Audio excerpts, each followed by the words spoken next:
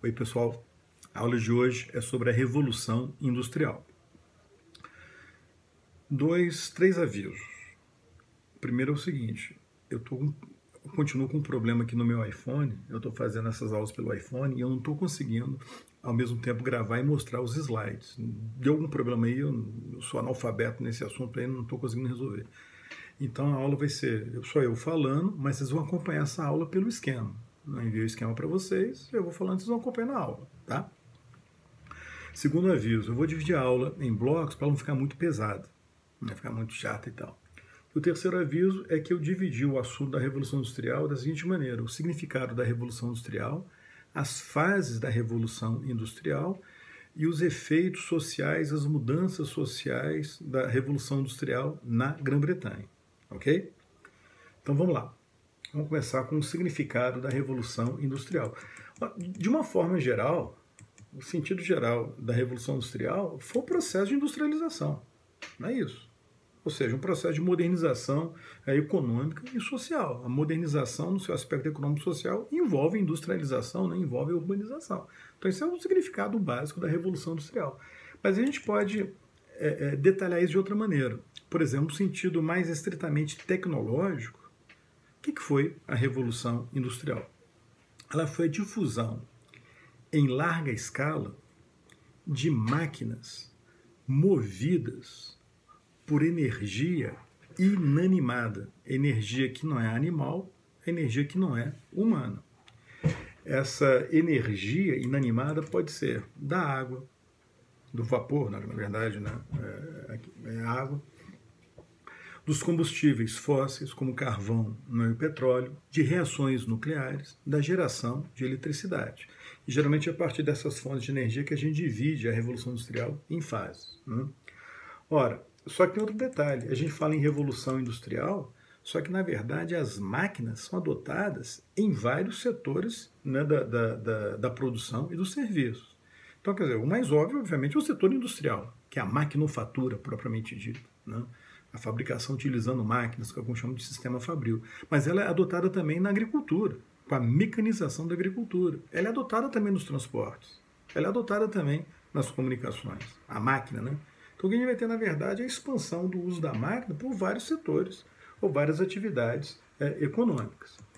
Ora, no sentido mais econômico e social, o que foi a Revolução Industrial? Foi o nascimento e desenvolvimento da economia moderna, chamada economia industrial, a economia de base urbana, como vocês têm aí no esquema.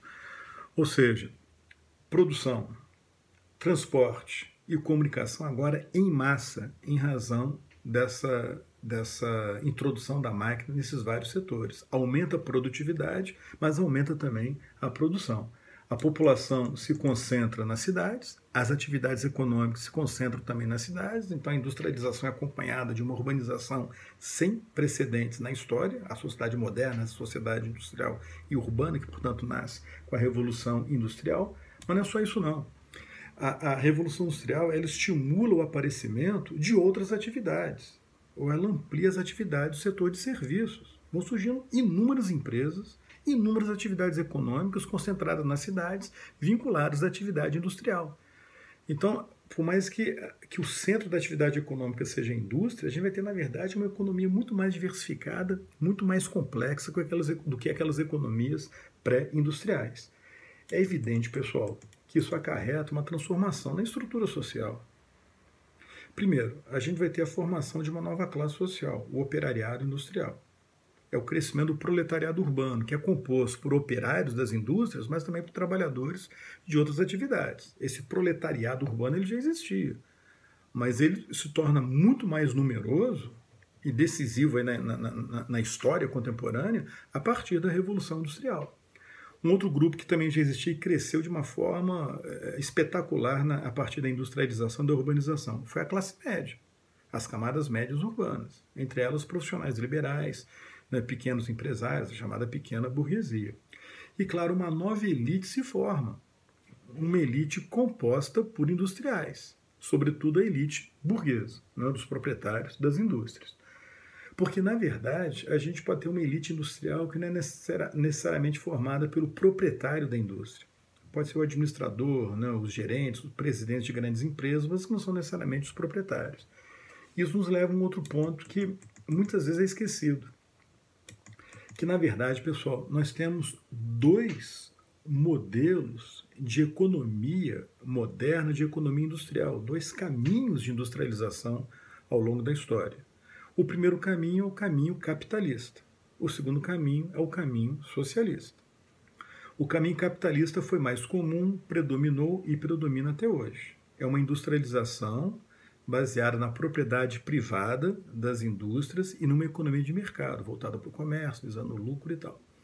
O outro caminho, que é o caminho socialista, que foi mais comum no século... mais comum não no sentido que tenha predominado, mas que apareceu no século XX, a partir da Revolução Russa de 17, que criou a União Soviética, depois a Revolução Chinesa, a expansão soviética na Europa Oriental e tal, após a Segunda Guerra. Esse caminho vai ser um caminho de industrialização baseado na propriedade estatal das indústrias e na economia planificada. O Estado planeja o que vai ser produzido, porque ele é o proprietário, né, das empresas, proprietário das fábricas. Então, os dois caminhos podem ser... Podem não, eles ocorreram ao longo do processo de revolução industrial. Mas o mais comum realmente foi e ainda é o caminho capitalista. Ok? Fases da Revolução Industrial. Primeira observação, não há consenso entre historiadores, geógrafos, economistas, né, sociólogos a respeito dessas fases. Não há consenso quanto à data, né, e suas características. O que eu vou mostrar para vocês é aquilo que mais aparece, mas vocês com certeza vão encontrar visões diferentes, sobretudo na questão da cronologia e do número de fases. Né? Não há consenso quanto à cronologia, não há consenso quanto ao número das fases, principalmente. Posto isso, o que em geral se chama de primeira revolução industrial ocorreu, segundo a datação mais utilizada, entre 1780 e 1870. Outra data alternativa é 1760 a 1850. Eu costumo utilizar mais a primeira datação, 1780 a 1870. O seu centro foi a Grã-Bretanha, em especial a Inglaterra. Suas características, em termos de energia, vapor e carvão, indústria símbolo, a indústria têxtil, transportes, a locomotiva, com ferrovias, comunicação, o aparecimento do telégrafo. Ok? Segunda Revolução Industrial. A data mais utilizada, de 1870 a 1950, final do século XIX, pegando a primeira metade do século XX. Alguns colocam de 1850 a 1950. Aí é um consenso que pegou o final, pelo menos a segunda metade do século XIX e a primeira metade do século XX. Principais centros, Estados Unidos e Alemanha. Fontes de energia, eletricidade e petróleo. Indústrias símbolos. Siderurgia, produção de aço, indústria química. Transportes, automóveis, aviação. Comunicação, telefone e rádio. Agora, olhem só. Pela natureza dessas indústrias, necessidade de muito capital, imagine, indústria química, petróleo, telefonia, aço, indústria automobilística, tudo isso exige muito investimento, pessoal. É muito capital. A consequência é que na segunda Revolução Industrial a gente vai ter o aparecimento de grandes corporações, de grandes empresas, que é uma característica, né, desse período.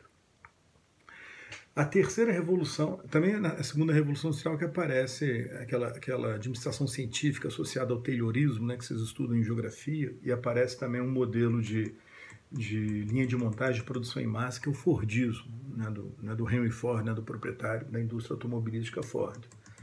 Vocês veem isso mais, né, em geografia. Mas está associado à segunda Revolução Industrial.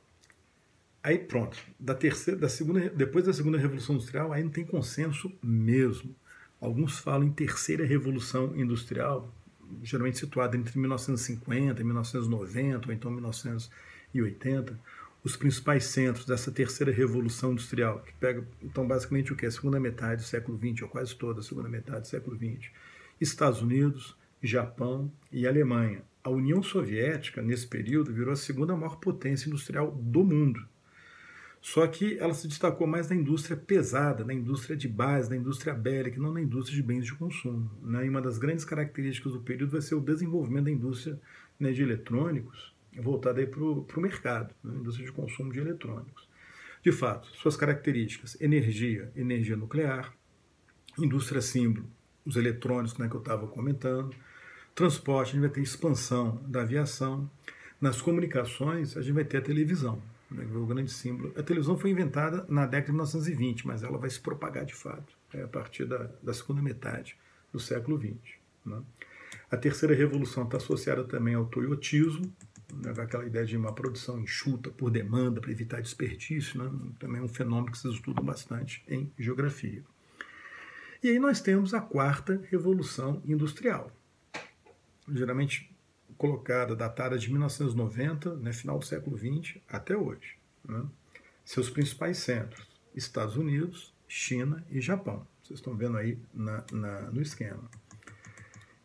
Aí já não entra mais a questão de fonte de energia, né? Isso aí já não, o mesmo transporte isso já não aparece mais como aparece nas outras fases. Aí o que a gente tem, na verdade, é a indústria símbolo.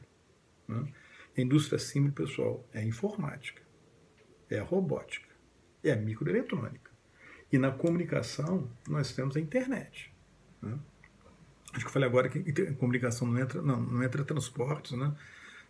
Tanto a questão do transporte quanto de energia. É destacado mais a indústria símbolo e a comunicação. Então, a indústria símbolo, na informática, robótica, microeletrônica, a indústria e a comunicação. A internet. Muitos denominam a quarta revolução industrial, chamam a quarta revolução industrial de revolução da informática. Alguns chamam também de revolução da informação ou revolução digital. E associam muito essa revolução a um outro tipo de sociedade, que chamam de sociedade pós-industrial, ou sociedade pós-moderna, ou a pós-modernidade, que para muitos é uma nova fase do capitalismo, uma nova fase que começou na década de 80, na verdade, acelerou nos anos 90, mas que tem raízes lá na década de 1960. Né? Então a gente vai ter a expansão do acesso à informação por meio da mídia de massa, primeiro a televisão e depois a internet. Surgem redes sociais com novas formas de comunicação, de linguagem, né, de relações entre as pessoas, a famosa relação virtual que dispensa, né, o contato físico, né, como acontece aí na internet. Muitos também consideram que ocorreu uma ampliação da chamada mercadorização do conhecimento, né, o saber, o conhecimento, transformado em mercadoria, né, vendido, comprado, já existia antes, mas assume uma dimensão inédita nesse momento.